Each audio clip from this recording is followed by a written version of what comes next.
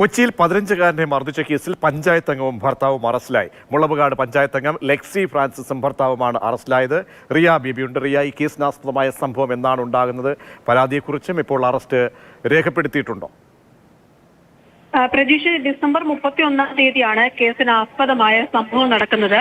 മുളവുകാട് പഞ്ചായത്ത് അംഗം ലെക്സി ഫ്രാൻസിസും അവരുടെ ഭർത്താവും ചേർന്ന് 15 വയസ്സുകാരനെ മർദ്ദിച്ചു എന്നതാണ് കേസ്. ഈ കുട്ടിയുടെ വാരിയെല്ലിന് പൊട്ടലേൽക്കുകയും ചെയ്തിട്ടുണ്ട്. മതിലിനോട് ചേർത്ത് നിർത്തി മർദ്ദിച്ചു എന്നാണ് പോലീസ് നടത്തിയ പ്രാഥമിക അന്വേഷണത്തിൽ മനസ്സിലാക്കാൻ കഴിയുന്നത്. ഇതിൽ തുടർന്നാണ് ഈ രണ്ടുപേരെയും പോലീസ് അറസ്റ്റ് ചെയ്തിരിക്കുന്നത്. ഈ കേസിൽ പോലീസിന് പ്രാഥമികമായി പോലീസ് വ്യക്തമാക്കുന്നത് കുട്ടികളുമായി ബന്ധപ്പെട്ട ചില തർക്കമുണ്ടായിരുന്നു.